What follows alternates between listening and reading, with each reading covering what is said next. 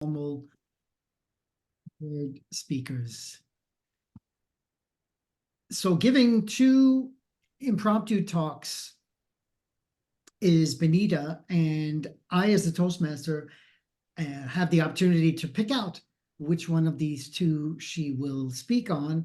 And the first one, I will choose procrastination. How to. The art of procrastination. Share humorous anecdotes and tips on how to procrastinate effectively or not. Tina. Ladies and gentlemen, you are here and you are here for a purpose. That purpose is to learn how to procrastinate. Many of you guys have tried it before, but none of you guys know that there is an art to procrastination. Now, we did hear one of our newest guests and newest members talk a little bit about fear or golf or doing something else other than joining a Toastmasters meeting. Now, that is procrastination, but that's not truly what's happening in your brain. Did you know that the art of procrastination stems from your emotions? Now, I did read that later we will be having a speech about emotional intelligence. And that is one of the things that we have to learn here at Valued Voices. Emotional intelligence?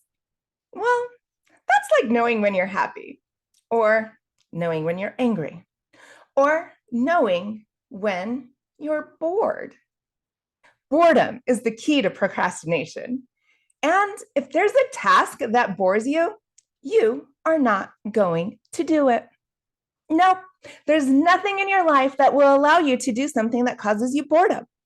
If you're trying to avoid something, you're bored. If you're coming to Value Voices meetings and you're being entertained and you're not participating, you're bored. That's why you don't show up. It has nothing to do with wanting to golf or wanting to enjoy life or wanting to be with your kids because they're on summer break, taking up all of your internet bandwidth. No, it has nothing to do with that. It means that participating is the art of overcoming that procrastination. So, ladies and gentlemen, when you get stuck and you don't want to do something, remember, your emotional intelligence that you get to learn, practice, and develop here at Valued Voices is your key to overcoming that procrastination. Now, I can't guarantee you're always going to recognize boredom. Sometimes we procrastinate because of the fear emotion. Fear can take over us in a way that none of us like. It sometimes comes as anxiety. It sometimes overwhelms you like a shower of darkness that just consumes everything you have in you. But once again, if you show up and you participate in what you are doing, you can overcome that fear. You can develop skills. You can develop ideas. You can develop yourself to become the strongest speaker you want to be. So procrastinating, that's an art. Mr. Toastmaster.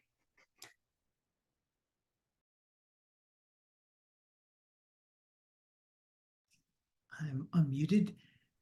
Thank you, Bettina. That was very liberating on the topic of procrastination. Round two will be not all labels are equal. The adventure of grocery shopping. Explore the humorous side of navigating crowded aisles, confusing labels, and unexpected encounters at the grocery store. Part two with Bettina. Imagine this. It's the most expensive car that you could possibly drive. It's sleek. It has a steering wheel that you can hold onto, and it drives through the aisles of Walmart. Ladies and gentlemen, that expensive cart is your grocery cart. Nowadays, filling it up seems like, used to be only $70 to check out with that thing full. Now you're lucky to get away with $500. And if you have kids at home for the summer and they snack on food the way mine do, you'll easily max out a Costco cart in the thousands.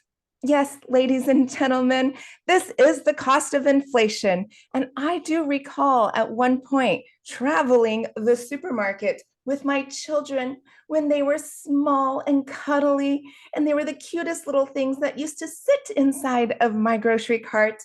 And I would only have to buy diapers that I would complain about. If I had the opportunity now to go back and buy diapers at $50 a box instead of food at thousands of dollars a trip, I would trade it in a heartbeat. But then that would mean I would have kids again. And my biggest nightmare, it came one day when I was in the grocery store. How many of you guys love shopping at Trader Joe's? Give me one hand, give me two hands. Yes, we all love it. The aisles of luscious food from mesmerizing places, from far off countries. Ladies and gentlemen, they have one of the widest selection of kosher foods available in the US. I don't know why that is, but that is where I shop. And there I was in the fruits and vegetables section with that amazing cart. Ladies, it had the cutest baby in it. We all wanted to snuggle her. Men, you saw an offspring that was being raised up to carry on legacy and tradition.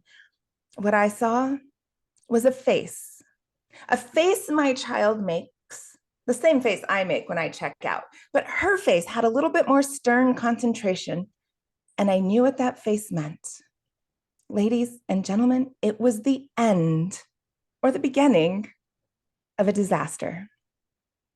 I looked at my toddler who was running around with the little grocery cart, being really excited, looking for the challah. And I told him, son, you listen to me and you listen to me now. And he goes, yes, mom, your baby sister is having a blowout. We are in the middle of a grocery store and it is not going to end well. Sure enough, I look down. And as I look down, I see the mountain of, yes, we all know what's happening, the mountain coming out of the side of the diaper and splat! There it went. As I called for help, rushing the grocery cart out of the store, ladies and gentlemen, I did not pay for it. We needed to make sure we evacuated the store first.